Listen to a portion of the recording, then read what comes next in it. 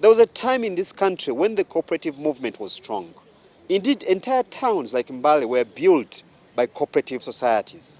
Today, we still have some that maintain that spirit, the spirit of working together, coming together for business. Take a look at this story.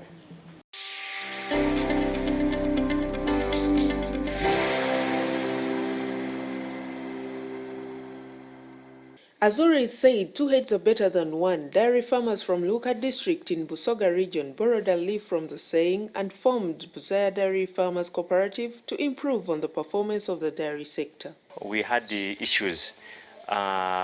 These issues ranged right from pricing to quality.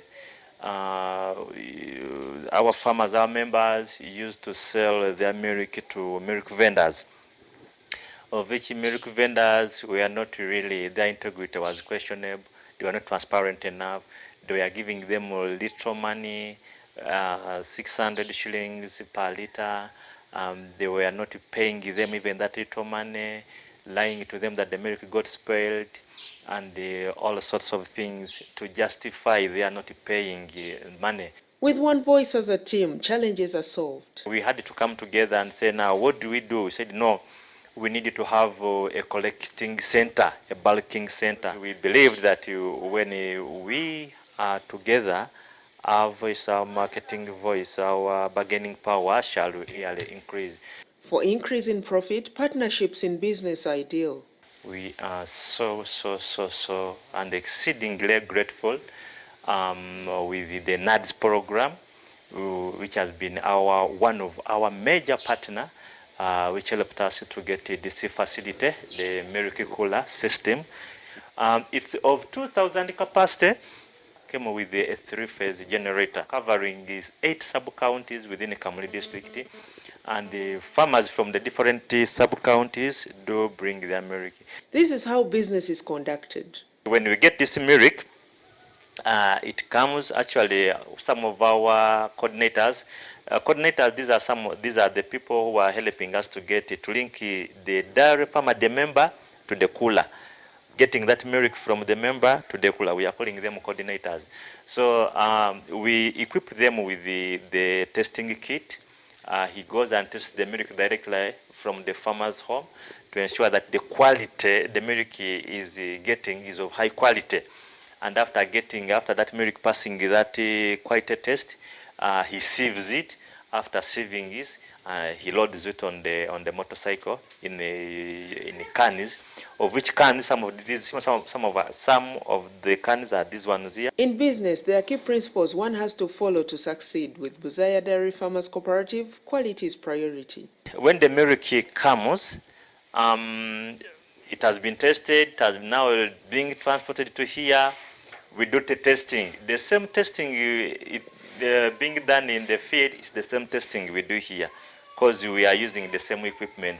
So this the milk comes, we do the testing, and after it has passed that testing, it's poured into this cooler.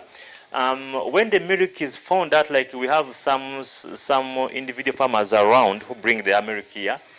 When we do test the milk and that milk has been adulterated, say like they've added some water in that milk, say they cooked some milk at night and then adds on the morning milk, then here our test will show us that that milk is dirty, because it smells. It always have, if like you cook milk in the evening and add it with the fresh milk in the morning, it always has that bad smell.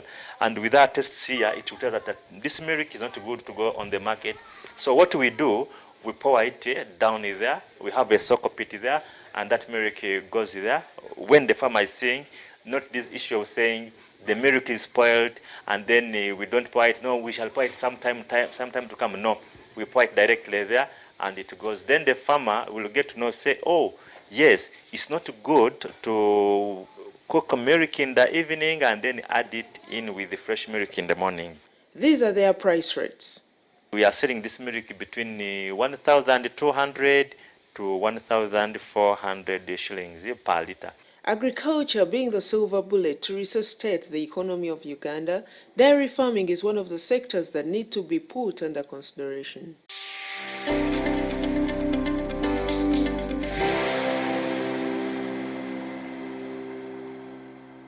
Now, we're still committed to teaching you ways on how you can make money, grow it, and indeed keep it. Today, we share with you more tips on how this can happen, especially in times like these that are quite challenging for business.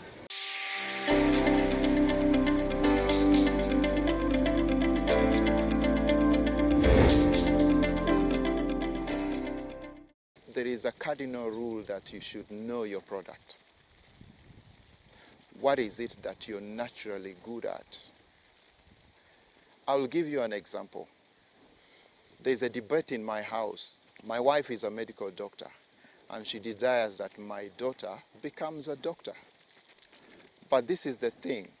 Right from P1, my son and daughter used to come home with a certificate for being the best artists.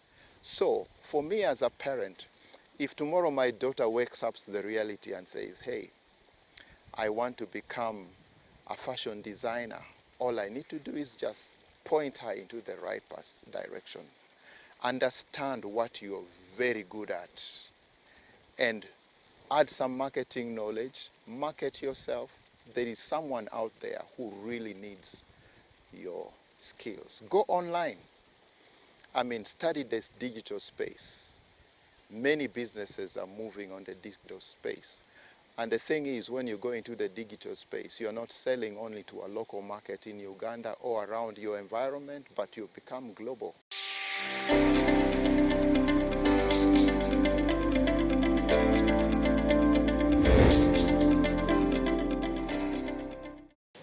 Well, the COVID-19 pandemic has had winners in the cyberspace especially, and the feeling is that most have made some good money. But there are some that are counting certain costs because of the pandemic. This entrepreneur is one of those. However, he has innovated and has kept in the business despite the challenges.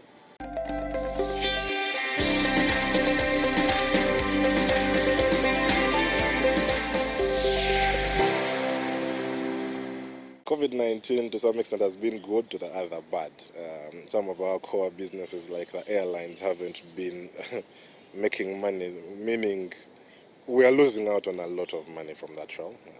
The betting companies, for example, we were working with quite a number of regulated gaming companies in Africa, and since many of these weren't accepting payments as well, it hit us quite a bit.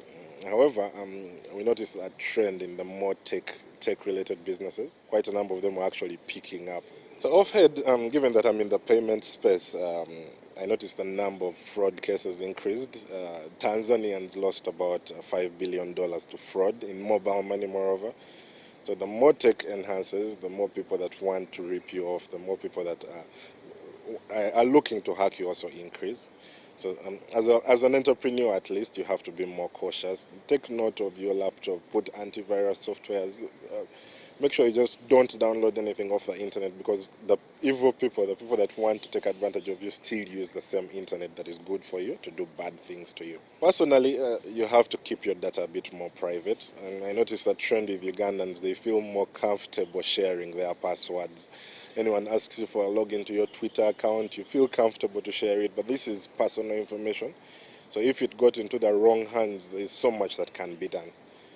Given that more people are now using online banking, the moment someone gets a hold of that information, meaning they can get into your account, they can easily get your money off your account. And with platforms like ours, where transactions are happening instantly across Africa, we're actually more cautious about that, because we know its impact. In a matter of 10 seconds, a minute can do so much harm. And as priority, security is honestly key. Have an antivirus, use Macs preferably, make sure don't just download anything because so-and-so has sent it. It may do more harm than good for you as an entrepreneur. For us, we have experienced it firsthand. There are situations where people trying to hack you, they're looking at us because we are a core point of money, meaning if they get into our system, they can have money in South Africa in a couple of seconds, have money in Kenya within a matter of seconds.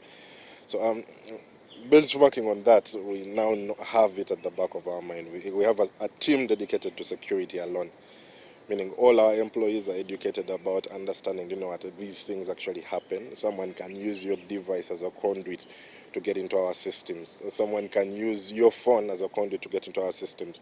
So right from the education, right from hiring teams, right from hiring experts to come and literally show us that, you know what, this is what you're supposed to do, this is how your team is supposed to operate. It has gone a long way towards helping us prevent some of the measures that could have led us losing a lot of money along the way.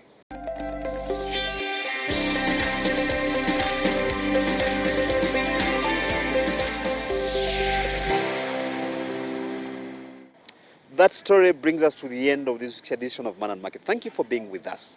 We'd like to hear from you, however. Our online channels are open. Give us your questions, comments, or suggestions, and we'll always engage and see how best we can make this good and work for all of us. From me and team, we'd like to wish you a very good evening. Bye-bye.